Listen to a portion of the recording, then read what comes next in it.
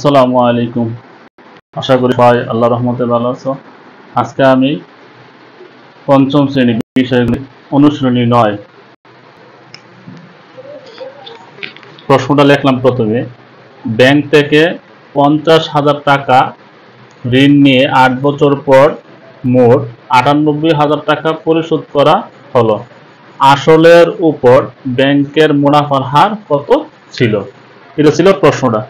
তো সে আসলের উপর, আসলে হচ্ছে 50,000 টাকা, আর এখানে যে 98,000 টাকা দিচ্ছে এটা আসলও আছে, লাভের অংশটা আছে, মানে মুনাফাটা আছে, দুইটা অংশ একত্রে মিলিয়ে। তো সমাধান দেওয়া আছে, আসল 50,000 টাকা, সময় 8 বছর। এই যে 8 বছর মানে সময়, তো সময় 8 বছর, মুনাফা আসল, লাভের অংশটা আছে, আসল টাকাটাও আছে, এই জন্য মুনাফা আসল 98,000 টাকা। সুতরাং মুনাফাটা বিয়োগ করতে হইব। 98,000 থেকে 50,000 বিয়োগ করতে হইব।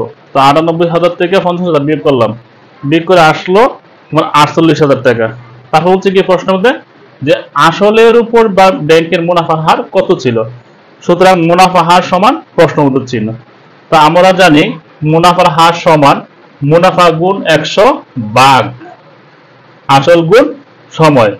আমি আবার বলতেছি, আমরা জানি মুনাফার হার সমান মুনাফা গুণ 100 ভাগ আসল গুণ সময়। তো এখন মুনাফা কত পাইছি আমরা? এই যে 48,000 টাকা, এই যে 48,000 টাকা লিখলাম, গুণ এই যে সূত্রের 100 লিখলাম।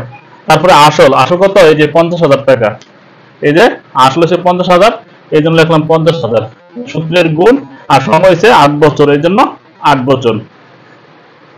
তারপরে এতে 3টা শূন্য বাদ দিলে থাকে 48, আর এতে 3টা শূন্য, নিচের থেকে 3টা শূন্য বাদ দিলে থাকে 50। এখন 50 যদি আমি 100 ভাগ দিতে জায়গায় থাকি কত? 2 50 100, আর 8 যদি আমি 48 ভাগ দেই, 6 8 কত? 48, তো 6 দোকানে 12, তো 12 টাকা। তো আসল উপর, সুতরাং মুনাফার হার 12%। আমি বলছিলাম হার যদি যখন চাইবে বের করার জন্য তখন কি দিতে হবে? প্রশ্নবোধক চিহ্ন, তখন পার্সেন্ট দিতে হবে। ঠিক আছে, তখন কিন্তু উত্তর সময় পার্সেন্ট দিতে, না নাম্বার 1 নাম্বার কম দিব। ঠিক আছে, তো দেখা হবে পরবর্তী ক্লাসে। সে পর্যন্ত সবার সুস্থ থাকুন। আল্লাহ হাফেজ।